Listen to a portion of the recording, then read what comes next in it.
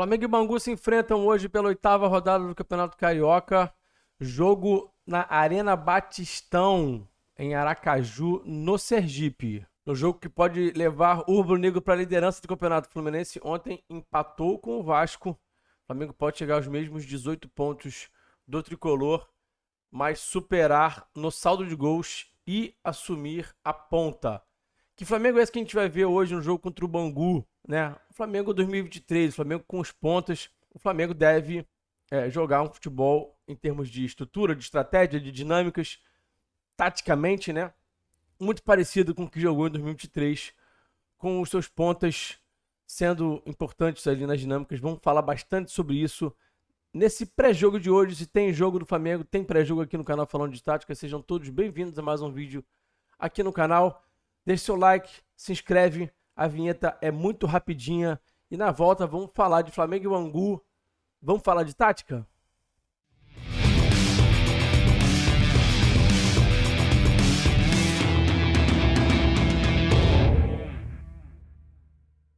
Antes da gente prosseguir, quero dizer para vocês que esse vídeo é um oferecimento do Laboratório do Futebol. Os cursos do LabFut são muito bons e eu recomendo demais. Tem o Explorando o Jogo, tem os Sistemas Táticos e tem também a Comunidade Mestres de Análise. Todos esses cursos com muitos descontos aqui para vocês que são inscritos no canal Falando de Tática. Os links estão na descrição, acessa lá, vale muito a pena. Se você não conhece ainda, se você não sabe do que se trata, tem link para você conhecer mais a Comunidade Mestres de Análise, tá? Então, não perde tempo, confere lá. Também convido vocês a virarem membros do canal Falando de Tática, vocês ajudam o canal a crescer e tem muitos benefícios em troca, vídeos com prioridade, chat no WhatsApp, grupo no WhatsApp pra gente bater papo, falar sobre tática, sobre Flamengo e também transmissão tática. Hoje é dia de transmissão tática, dia de jogo. Eu vou falar ali no canal de WhatsApp sobre tudo que está acontecendo taticamente durante as partidas. Então, se você quiser ter acesso a isso, já vira membro logo hoje, para mais tarde você ter acesso à transmissão. Fechado? Vamos falar então sobre esse Flamengo e Bangu aí, que pode levar o Flamengo para a liderança do campeonato. O Flamengo com desfalques de Pulgar e também de De La Cruz, dois desfalques importantes que vão obrigar o Tite a botar o Flamengo para jogar, como jogava em 2023. Então a gente vai ver aí esse Flamengo com os pontos, esse Flamengo muito mais com cara de 2023 do que de 2024. Então vamos lá falar sobre esse jogo. Esse então é o pré-jogo de Flamengo e Bangu. Vamos trazer aqui primeiro algumas dinâmicas que o Flamengo deve apresentar desse time que já está muito mais maduro, né? O próprio Tite falou na entrevista coletiva depois da partida contra o Volta Redonda que esse time aí dos pontas está muito mais pronto, com as dinâmicas muito mais estabelecidas e muito mais maduras do que o time de 2024, com o De La Cruz sendo esse ponta flutuante, né? Então o Flamengo vai a campo com o Rossi, Varela, Fabrício Bruno, Léo Pereira, Ayrton Lucas. Igor Jesus deve ganhar a vaga, vai ser o titular, porque o Pulgar, que é o titular, está suspenso. Aliás, fica aqui, né, o recado, né, a mesma coisa que eu falei aqui no ano passado também, vale para esse ano. O Pulgar continua tomando muito cartão. Então o Pulgar suspenso. E o Alan, que foi fazer um trabalho de reequilíbrio muscular, vai ficar aí, parece que 12 dias fora, né, segundo anunciou ontem o Flamengo. Então o Igor Jesus, esse garoto, vai assumir a vaga. Vamos falar um pouquinho mais sobre o Igor Jesus já já. Tem Gerson e Arrascaeta como esses dois meias, né? Cebolinha e Luiz Araújo os pontas, com o Pedro como centroavante, tá? Esse time aí que tem muito mais cara, como eu já falei, de 2023 do que 2024. Que a gente deve ver quando o Flamengo progredir, né? Começar a construir seus jogadas. O Varela já mais por dentro, né? Já mais próximo do Igor Jesus, a gente deve ver esse tipo de estrutura aqui, nesse famoso 3-2-5, nesse 3-2-4-1, né? Em que você tem o Varela mais próximo do Igor Jesus por dentro, o Ayrton Lucas trabalhando um pouco mais a saída de bola com os dois zagueiros, e aí os dois meias mais avançados, mais próximos do Pedro, e os dois pontas em amplitude. Então essa é uma estrutura que a gente deve ver, tá? Que já está madura.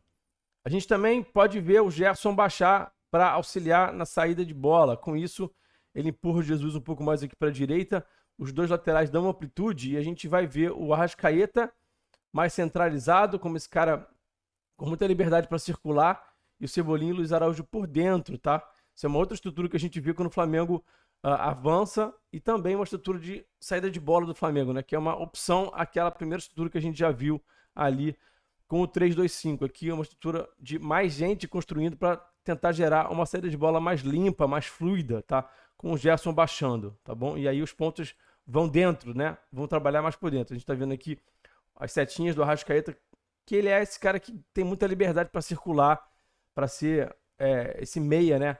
Que vai sempre próximo de onde está a bola, vai sempre gerar a linha de passe, né? Vai ser esse cara importante na construção das jogadas em entrada e último terço, especialmente, né? Aqui a gente já está vendo o Ayrton Lucas e o Varela mais alinhados, né? Quando o Flamengo progredir mais no campo de jogo, já tiver em segunda fase de construção, já tiver pensando em entrar em último terço, o Ayrton Lucas, a gente pode vê-lo se juntando ali ao Varela e estando mais próximo do Jesus, o Flamengo saindo do 3-2-5 para um 2-3-5, tá? Todas essas dinâmicas aqui eu apontei, inclusive, no pós-jogo contra o Audax. Isso aqui é algo recente, isso é algo que já está, como eu já falei, bem maduro, né? Bem estabelecido no Flamengo, nesse Flamengo dos pontas. E aqui, nessa estrutura, com os dois laterais mais por dentro, mais próximos do volante, a gente vê de novo os meias por dentro e os pontas por fora. A gente já viu os pontas por fora, a gente já viu os pontas por dentro, tá? E esse time que tem realmente bastante variação, tem dinâmicas variadas e bem prontas, tá? Então a gente tá vendo aqui em destaque os dois pontas, né? Bem por fora, dando bastante amplitude, o Cebolinha e o Luiz Araújo, tá? A gente também pode ver, isso também foi algo que eu identifiquei na partida contra o Audax, né? O Gerson e o Arrascaeta baixando para tentar ver o jogo de frente, e aí os dois laterais por fora com os dois meias por dentro, né?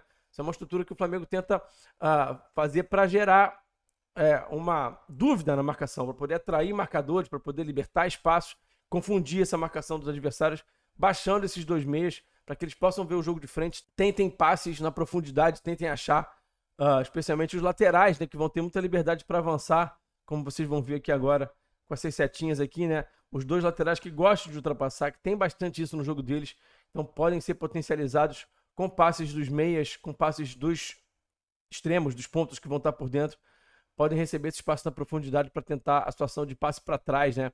Que funciona muito bem, que o Pedro gosta de aproveitar muito bem esse tipo de passe também, tá?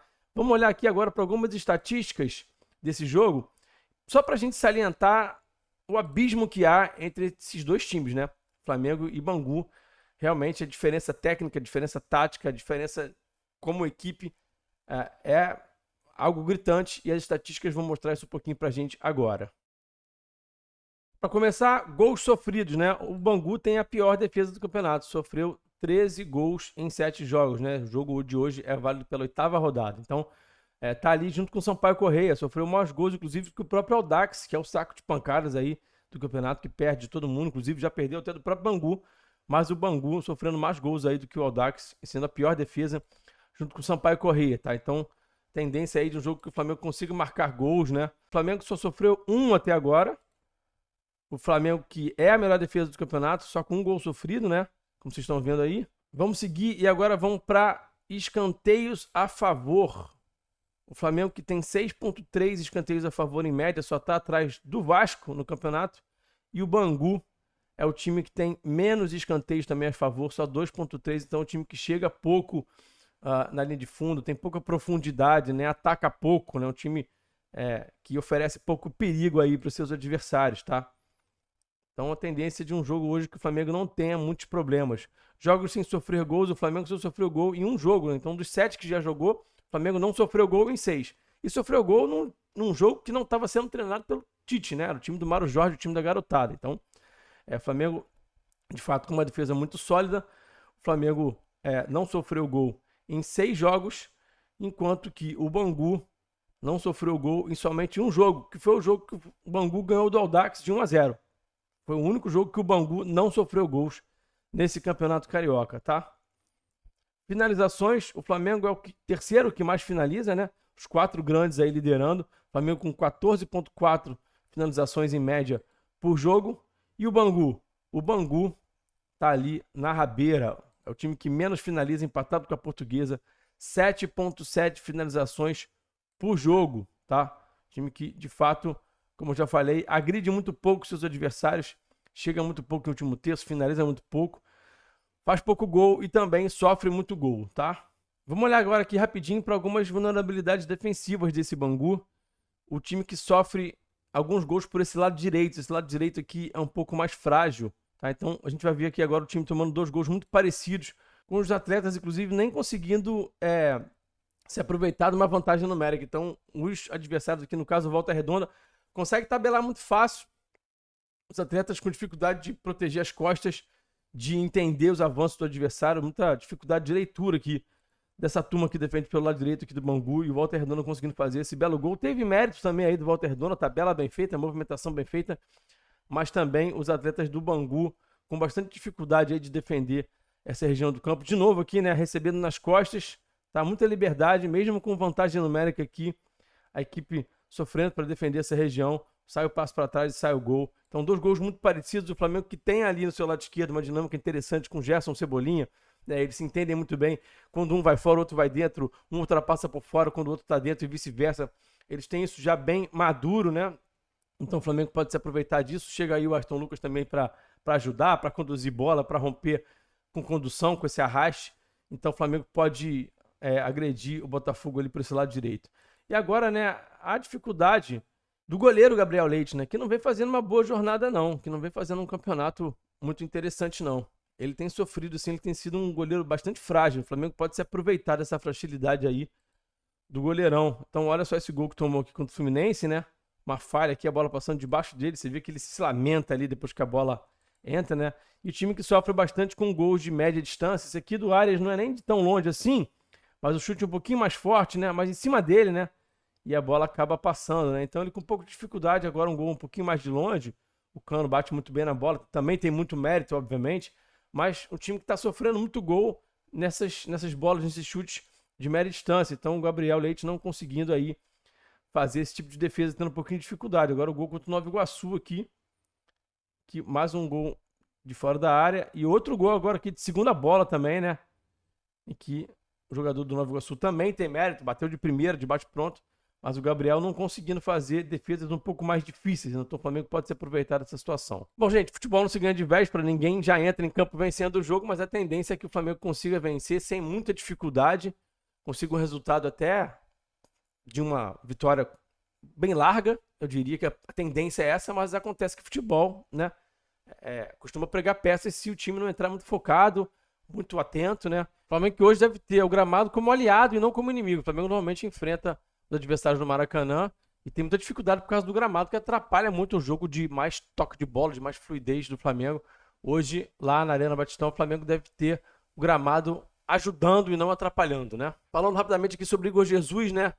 Vamos ter paciência com o garoto, hein, gente? Vamos ter calma, hein? O garoto tá entrando aí numa fogueira, um garoto que tem baixa minutagem, teve poucas oportunidades até agora no titular, no time profissional, melhor dizendo, né? Como titular, especialmente, muito menos ainda. Então, vamos ter calma com o garoto, né? Não vamos sair cornetando o garoto na rede social, né? O garoto pode entrar nervoso, pode a bola queimar um pouquinho no pé do garoto. Tomara que não, a gente torce para que isso não aconteça, né? Que ele possa entrar confiante. O garoto tem uma boa qualidade, tem boa relação com bola, gosta de jogar de primeira. Então, vamos torcer para que ele possa entrar, jogar uma boa partida, ganhar confiança e até, quem sabe, ser uma opção aí para o time do Flamengo, para a comissão técnica do Tite. Fechado? Mais uma vez, obrigado pela parceria, obrigado pela audiência. Tamo junto, até o próximo vídeo. Deixa o like no vídeo, se inscreve no canal, vira membro do canal. Até a próxima. Fui, valeu, abraço.